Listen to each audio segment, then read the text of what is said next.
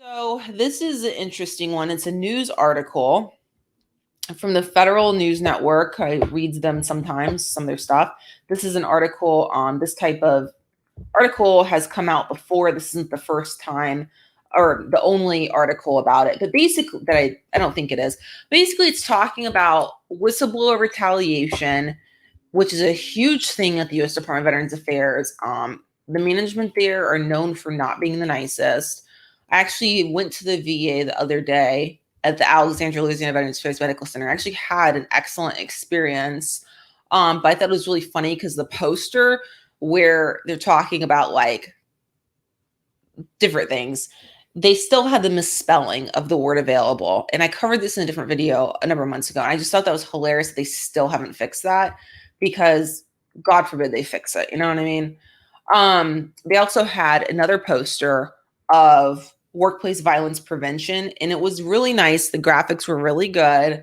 However, it's like going to take a lot more than posting policies and posters on a wall to change a really toxic culture. And like the one way you can do it and start to change things is by terminating the employment of the people causing the problems. Okay. And also, they have this broken civil service system, which has currently just been reinforced through legislation that has been passed, I think, or is about to be passed, to where the civil service system can't be removed and have an at-will employment system put into place. So basically, the broken system has been reinforced so that people can just stay there forever on the taxpayers' dime and management and like get away with whatever. I mean, it's so ludicrous. It's just funny. But it's sad because like the taxpayers are busy being robbed, you know what I mean? And it's very harmful to the military community, but it's like, let's double on down on that because that makes so much sense. But that's what's happening.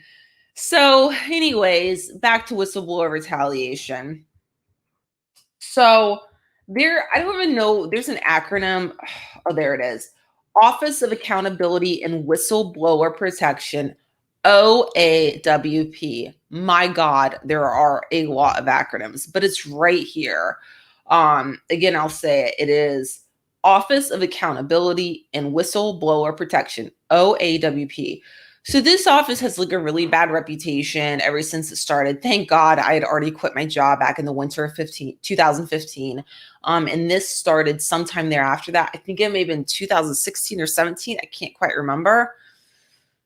And then almost immediately got a bad reputation. Allegedly, it was somehow encouraging retaliation through ineffective management of whistleblower retaliation reports coming through the agency.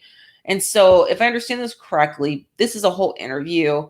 But what's supposed to be happening is they're basically wanting to put more resources into his office.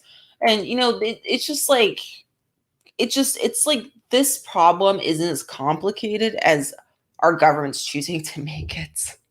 It's like, just fire the people that need to be fired and we can actually get somewhere.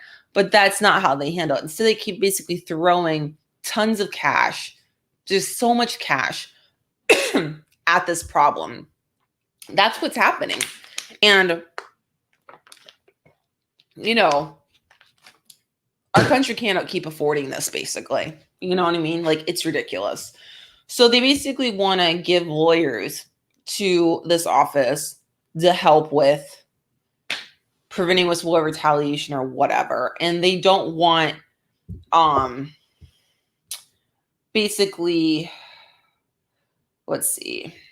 My understanding is they don't want the VA's Office of General Counsel employees to join the whistleblower office because they don't want a revolving door in the agency where lawyers can go from this agency to this agency or this agency to this entity and have a conflict of interest.